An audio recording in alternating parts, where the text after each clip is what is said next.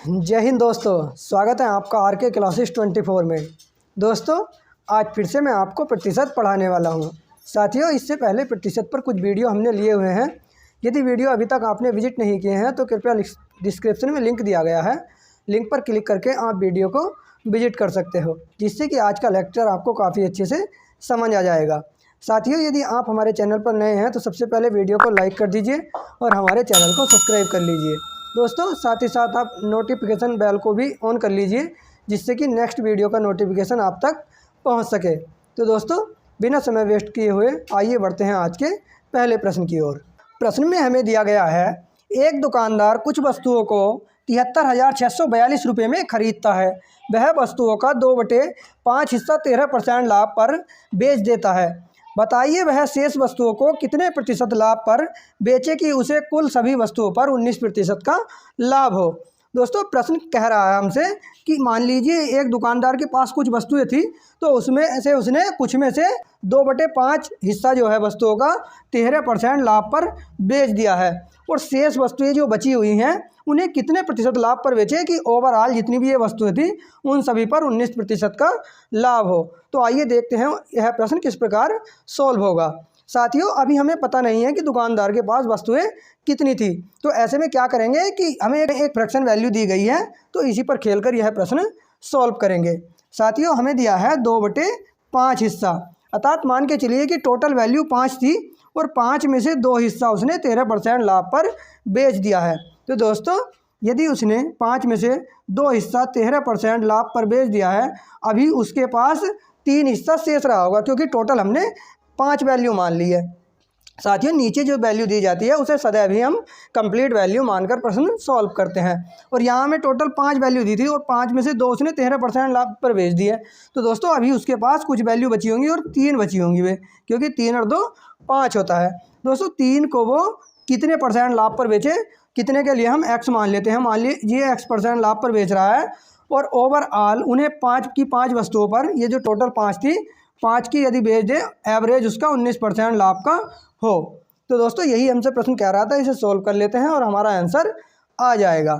साथियों, यहाँ 2 है, मल्टीप्लाई या परसेंटेज हटेगा तो 13/100 हो जाएगा, प्लस के यहाँ 3x हो जाएगा, और नीचे परसेंट के लिए 100 से भाग हो जाएगा, बराबर 5 गुणा के 19/100। दोस्तों, 100 सॉरी साथियों, यहाँ एलसीएम ले लेंगे। एलसीएम हमारा 100 आ जाएगा, और ऊपर हमारा 13 दूनी 26 आ जाएगा, प्लस के 3x आ जाएगा, बराबर 19 पंजे 95 आ जाएगा अपॉन 100। दोस्तों, 100 से 100 कैंसिल हो जाएगा, तो हमें क्या मिलेगा, आगे एरो का चिन्ह लगा के कर लेते हैं। साथियों, 3x बराबर 95 तो यहीं रहेगा, और माइनस के 26 हो जाएगा। साथियों, 3x बराबर होगा, जब 95 में से 26 घटाएंगे हम, तो दोस्तों हमें 69 मिल जाएगा। दोस्तों, x की वैल्यू क्या आएगी, 3 से 69, तो यह 23 टाइम कैंसिल हो जाएगा, तो x बराबर 23% हमारा आंसर हमें मिल चुका है। ऐसा कौन सा विकल्प है, विकल्प नंबर सी हमारा सही उत्तर होगा। लेकिन दोस्तों, आपको इस प्रकार क्वेश्चन नहीं करना, क्योंकि इसमें हमने अपना काफ़ी समय वेस्ट कर दिया है। तो देखते हैं इस प्रश्न को केवल 2 सेकंड में या 3 सेकंड में हम किस प्रकार सॉल्व कर सकते हैं। जिस प्रकार आपको करना है, तो आइए देखते हैं वो तरीका क्या है। दोस्तों, हमें एक वैल्यू दी गई है 2/5। मान के चलिए कि टोटल 5 वस्तुएं थी, 5 में से 2 वस्तुओं को वो 13% लाभ पर बेच रहा है। तो दोस्तों, 2 वस्तुओं को उसने 13% के लाभ पर बेच दिया है, तो उसकी जेब में 13 दूनी 26 रुपये सॉरी साथियों, उसकी जेब में 26 रुपये आ गए होंगे। आगे वस्तुएं कितनी बची हुई हैं, वस्तुएं हमारे पास, क्योंकि 5 में से 2 तो हमने 13% के लाभ पर बेच दिए, तो साथियों अभी हमारे पास 3 वस्तुएं शेष रह गई होंगी। तो 3 वस्तुओं को वो कितने % लाभ पर बेचे। तो दोस्तों, अभी हमें इसको बताना है कि ओवरऑल उसे यदि 5 की 5 वस्तुओं को बेच देता है वो, तो उसे 19% का लाभ हो। दोस्तों, यदि 19% का उसे ओवरऑल वस्तुओं पर लाभ होगा, तो उसकी जेब में 95 रुपये आ जाएंगे। 19 पंजे 95 होता है, और यहाँ हमें 2 वस्तुओं पर हमें 26 रुपये प्राप्त हो चुके हैं, और दोस्तों ओवरऑल उसे 95 रुपये प्राप्त हुए हैं। तो हमें देखना है कि यहाँ अभी कितने रुपए की आवश्यकता है। तो दोस्तों, यदि हम 95 में से 26 घटाते हैं, तो हमें 69 प्राप्त हो जाएगा। अब दोस्तों यहाँ 69 आया है, तो हमें देखना है कि x की वैल्यू हम ऐसी क्या रखें कि इन दोनों की मल्टीप्लाई करने पर हमें 69 आ जाए। तो यदि दोस्तों मैं x की वैल्यू 23 रखता हूँ तो 23 या 69 होता है, तो हमारा मतलब कि वैल्यू सेटिस्फाई हो रही है, अर्थात x की वैल्यू यहाँ 23% हमारा सही उत्तर होगा। यही हमारा सटीक आंसर है और विकल्प नंबर सी हमारा सही उत्तर होगा। तो आशा करता हूँ प्रश्न आपकी बहुत अच्छे से समझ आया होगा। तो साथियों, इसी प्रकार आपको क्वेश्चन सॉल्व करना है, केवल 3 लाइन में आपका आंसर आ जाएगा। केवल आपको थोड़ा सोचना है और फास्टली कैलकुलेशन करनी है। तो आइए दोस्तों नेक्स्ट क्वेश्चन की ओर बढ़ते हैं।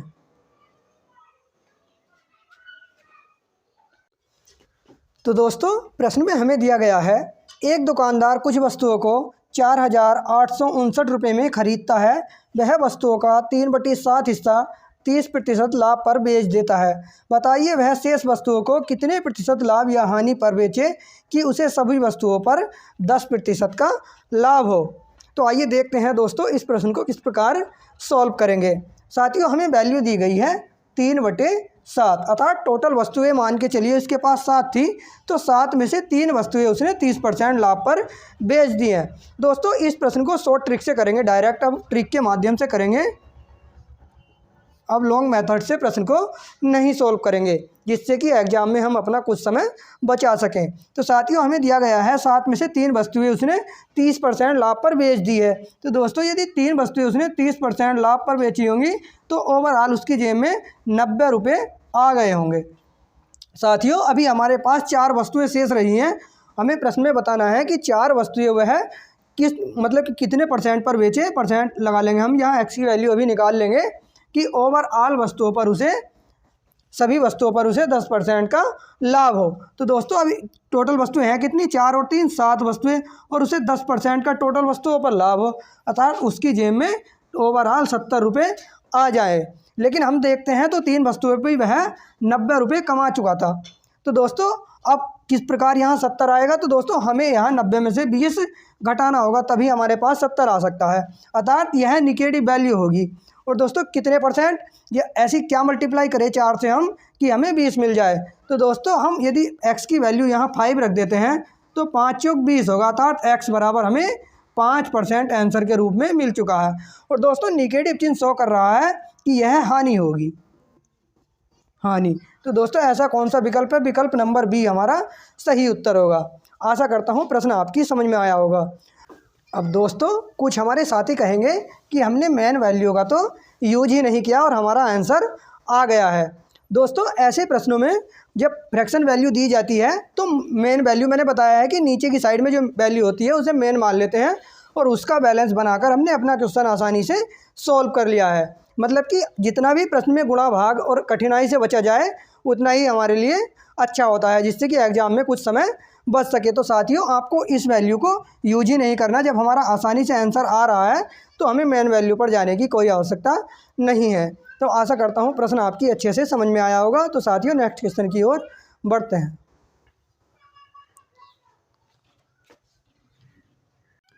दोस्तों प्रश्न में हमें दिया गया है, एक दुकानदार कुछ वस्तुओं का 1/5 हिस्सा 20% लाभ पर और शेष वस्तुओं को 10% लाभ पर बेच देता है। तो बताइए कि सभी वस्तुओं पर कितने प्रतिशत का लाभ होगा। साथियों इस टाइप में 4 टाइप के क्वेश्चन बनते हैं। तो चारों टाइप में आपके सामने 2 टाइप तो हो चुके हैं, तीसरा ये है और इसका एक टाइप और है जो आगे आने वाला है। तो साथियों आपको एग्जाम में इस टाइप से कोई भी क्वेश्चन गलत नहीं होना चाहिए। तो आइए देखते हैं यह प्रश्न किस प्रकार सॉल्व होगा। साथियों हमें दिया गया है, एक दुकानदार कुछ वस्तुओं का 1/5 हिस्सा, अर्थात अभी हमें वस्तुएं नहीं पता और नहीं पता होता है। तो दोस्तों हमें जो फ्रैक्शन वैल्यू दी गई है उसी के ऊपर खेलकर हम प्रश्न सॉल्व करते हैं। साथियों हमने मान लिया कि टोटल 5 वस्तुएं थी और 5 में से उसने एक वस्तु 20% लाभ पर बेच दी है, अर्थात यदि एक वस्तु उसने 20% लाभ पर बेची होगी तो दोस्तों उसकी जेब में 20 रुपये आ चुके होंगे।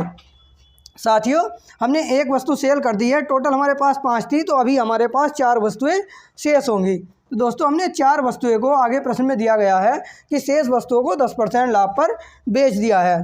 तो यहाँ 10% से मल्टीप्लाई कर देंगे और 10 चौक 40, अर्थात इस बार उसकी जेब में 40 रुपये आ गए होंगे। साथियों हम देखते हैं कि ओवरऑल हमारे पास कितने रुपए आ गए हैं। तो साथियों यहाँ हमें 60 रुपये मिल चुके हैं। हम 40 और 20 को जोड़ लेंगे तो हमें 60 मिल जाएगा। प्रश्न यही पूछ रहा है कि सभी वस्तुओं पर हमें कितने प्रतिशत का लाभ होगा। साथियों सभी वस्तुएं हैं कितनी 5, और हम देखते हैं यहाँ कितने प्रतिशत का लाभ होगा। दोस्तों ऐसी 5 से क्या मल्टीप्लाई करें कि हमें 60 मिल जाए। तो दोस्तों हम माइंड में यदि वैल्यू सोचते हैं तो 12 होगी। x की वैल्यू यदि हम 12 रखते हैं तो 12 पंजे 60 हमें मिल जाएगा। तो दोस्तों x बराबर हमें 12% आंसर के रूप में मिल चुका है। 12% ऐसा विकल्प नंबर बी सही उत्तर हमारा होने वाला है। तो आशा करता हूँ प्रश्न आपकी अच्छे से समझ आया होगा। साथियों नेक्स्ट क्वेश्चन की ओर बढ़ते हैं।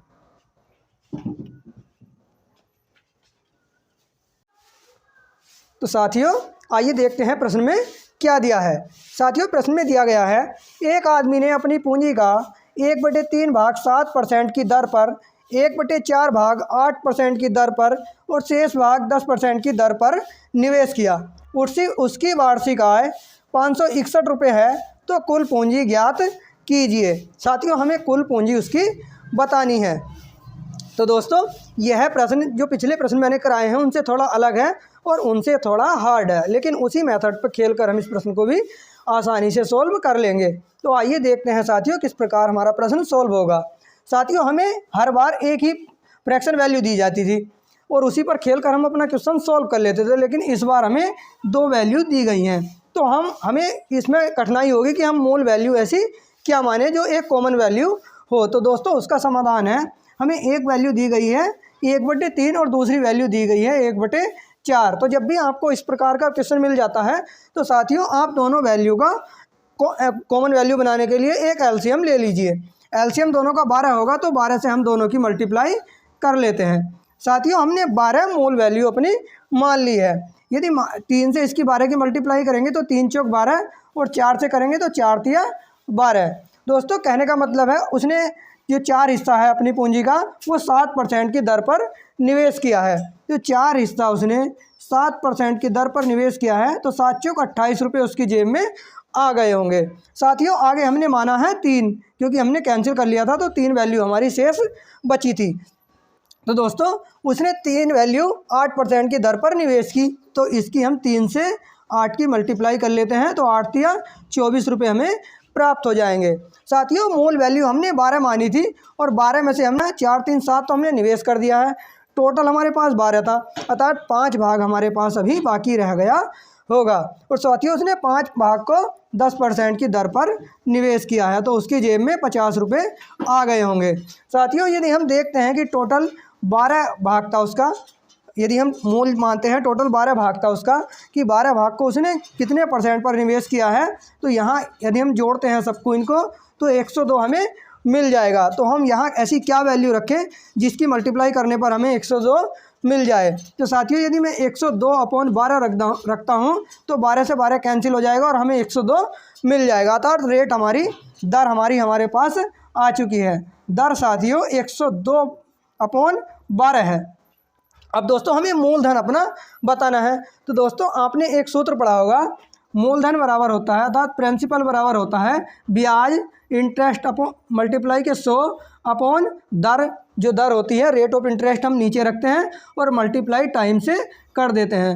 दोस्तों जब भी आपने साधारण ब्याज पढ़ा होगा तो उसमें यह सूत्र पढ़ा होगा। तो दोस्तों इस सूत्र में अपनी वैल्यू पुट कर लेते हैं और आंसर हमें मिल जाएगा। साथियों प्रिंसिपल हमें बताना है बराबर इंटरेस्ट क्या है हमारी अभी आई है, सॉरी साथियों इंटरेस्ट मतलब कि ब्याज हमें कितना मिला है 561 प्रश्न में ऊपर दिया गया है। तो साथियों यहाँ 561 हम लिख लेंगे, गुणा 100 से कर लेते हैं। अपॉन में साथियों दर आएगी और दर आई है हमारी 102/12। 12 साथियों ऊपर की ओर घूम जाएगा और गुणा समय आएगा। और समय दोस्तों इस प्रश्न में 1 साल दिया गया है, तो हम 1 रख लेंगे। अब दोस्तों जो कैंसिल होता है उसे कैंसिल कर लेते हैं और हमारा आंसर हमारे सामने होगा। साथियों यदि 17 से हम कैंसिल करते हैं तो 17 छक्का 102 होता है, वो 17 तिया 51 और 17 तिया 51, 33 टाइम कैंसिल हो चुका है। दोस्तों दोनों वैल्यू भी 3 से कैंसिल हो रही हैं, 3 दूनी 6, 3 एकन 3 और 3 एकन 3। दोस्तों 2 से 12 कैंसिल हो जाएगा 6 टाइम, और 11 की जब हम 6 से मल्टीप्लाई करेंगे तो 11 छंग 66 हमें मिल जाएगा, अर्थात 66 हमें मिला और 2 शून्य लग जाएंगे। तो दोस्तों हमारा प्रिंसिपल 6600 रुपये हमें प्राप्त हो चुका है। यही हमारा आंसर होगा। ऐसा विकल्प कौन सा है? विकल्प नंबर सी हमारा सही उत्तर होगा। आशा करता हूँ प्रश्न आपकी बहुत अच्छे से समझ आया होगा। साथियों, थोड़ा कैलकुलेशन करनी थी और थोड़ा सोचना था कि हमें किस प्रकार अपनी दर निकालनी है, लेकिन अंत में हम यदि प्रश्न को सॉल्व करते जाएंगे तो अपने आंसर तक पहुंच जाएंगे। तो आशा करता हूं प्रश्न आपकी बहुत अच्छे से समझ में आया होगा। साथियों, नेक्स्ट क्वेश्चन की ओर बढ़ते हैं। दोस्तों, प्रश्न में हमें दिया गया है, एक मेले में किसी दिन 35,000 दर्शक पहुंचे तथा उनसे 9,50,000 रुपये प्रवेश राशि प्राप्त की गई। यदि प्रवेश शुल्क वयस्क के लिए 40 रुपये तथा बच्चे के लिए 20 रुपये हो तथा 10% दर्शकों को निःशुल्क पास मिला हो तो मेले में बच्चों की संख्या हमें बतानी है। साथियों, बच्चों की संख्या बताने के लिए हमें वयस्कों की संख्या पता होना आवश्यक है तथा जिन्होंने निःशुल्क प्रवेश लिया है, निःशुल्क प्रवेश वालों की संख्या पता होना आवश्यक है। तो साथियों, सबसे पहले हम निःशुल्क प्रवेश वालों की संख्या ज्ञात कर लेते हैं। हमें पता है कि 35,000 दर्शक पहुँचे थे, 35,000। और साथियों, प्रश्न में दिया गया है कि 10% दर्शकों को निःशुल्क प्रवेश दिया गया है, अर्थात यहीं से हम 10% 35,000 का निकाल लेते हैं। साथियों, आपको भाग 100 से करने की आवश्यकता नहीं है, आप डायरेक्ट 2 शून्य कैंसिल कर लीजिए तो आपको 3,500 मिल जाएगा। तो यह संख्या निःशुल्क प्रवेश वालों की हमें मिल चुकी है, निःशुल्क। अब साथियों, मान के चलिए कि x बच्चे थे, हम बच्चों की संख्या x मान लेते हैं, x बच्चे थे। अब हम वयस्कों की संख्या आसानी से ज्ञात कर लेंगे। साथियों, टोटल संख्या 35,000 है, 35,000। यदि मैं इस 35,000 में से बच्चों को घटा देता हूं और निःशुल्क वालों को घटा देता हूं तो जो संख्या यहाँ बचेगी वो साथियों वयस्कों की संख्या होगी। तो सबसे पहले इसमें से हम 3,500 घटा लेते हैं और माइनस के x को भी घटा लेते हैं। साथियों, जब 35,000 में से 3,500 बचेगा तो हमें 31,500 मिल जाएगा और माइनस के x, यह संख्या वयस्कों की होगी। साथियों, यदि वयस्क संख्या ये है और एक वयस्क के 40 रुपये किराया था तो इन टोटल का 40 से मल्टीप्लाई कर लेंगे तो इन टोटल का किराया हमें मिल जाएगा। प्लस के x बच्चे थे हमारे और एक बच्चे का किराया 20 रुपये था तो हम इसकी 20 से मल्टीप्लाई कर लेते हैं तो टोटल बच्चों का धन हमें मिल जाएगा कि कितने बच्चों से पैसे हमें मिले होंगे प्रवेश द्वारा। साथियों, इन दोनों धनों को यदि मैं जोड़ देता हूं तो हमें मूल राशि मिल जाएगी जितनी की हमें प्राप्त हुई है, और राशि हमें प्राप्त हुई है 9,50,000 रुपये। साथियों, इसे कैलकुलेट कर लेते हैं और आंसर हमारे सामने आ जाएगा। दोस्तों, जब 40 की हम इससे मल्टीप्लाई करेंगे तो पहले तो हमारे 3 शून्य लग जाएंगे, तो तीनों शून्य लगा लेते हैं। साथियों, 4 से 5 की मल्टीप्लाई होगी, 4 पंजे 20 का 0 आ जाएगा, 4 एकन 4 2 6 और 4 तिया 12। तो हमें दोस्तों 12,60,000 मिल चुका है। और माइनस के x से 40 की मल्टीप्लाई होगी तो यहाँ 40x आ जाएगा और प्लस के दोस्तों 20x होगा, बराबर के 9,50,000 हमारा आगे दिया गया है। साथियों, यदि मैं 40x में से 20x घटाता हूँ तो मुझे यहाँ माइनस के 20x मिल जाएगा। पक्षांतर करके इस वैल्यू को जब उधर कर लेंगे साथियों तो यह माइनस की हो जाएगी और माइनस की वैल्यू बड़ी होने के कारण यहाँ जब हम घटाएंगे तो माइनस चिन्ह आएगा। साथियों, 12,60,000 में से 9,50,000 घटाएंगे हम तो हमें 3,10,000 मिल जाएगा। दोस्तों, यदि मैं माइनस चिन्ह से माइनस चिन्ह काट लेता हूँ और शून्य से शून्य काट लेता हूँ, अब यदि मैं 2 से इसकी भाग दे लेता हूँ तो हमें x की संख्या ज्ञात हो जाएगी। दोस्तों, 2 से जब इसे काटेंगे तो 2 एकन 2, 2 पंजे 10 और 2 पंजे 10, 2 शून्य लग जाएंगे, अर्थात 15,500 x की वैल्यू हमें मिल चुकी है। और दोस्तों, x हमने बच्चों को माना था, अर्थात यह संख्या हमें बच्चों की प्राप्त हो चुकी है। तो ऐसा कौन सा विकल्प है? विकल्प नंबर ए हमारा सही उत्तर होगा। आशा करता हूँ प्रश्न आपकी बहुत अच्छे से समझ आया होगा। दोस्तों, यदि प्रश्न आपकी समझ में नहीं आया है तो कृपया वीडियो को रिपीट कर लीजिए, आपको प्रश्न बहुत अच्छे से समझ आ जाएगा। साथियों, यदि हमारे द्वारा पढ़ाया गया आपको पसंद आया है, आपको वीडियो अच्छी लगी है तो दोस्तों वीडियो को लाइक कर दीजिए और चैनल को सब्सक्राइब कर लीजिए। तो साथियों, मिलते हैं फिर से एक नेक्स्ट सेशन में, तब तक के लिए जय हिंद, वंदे मातरम।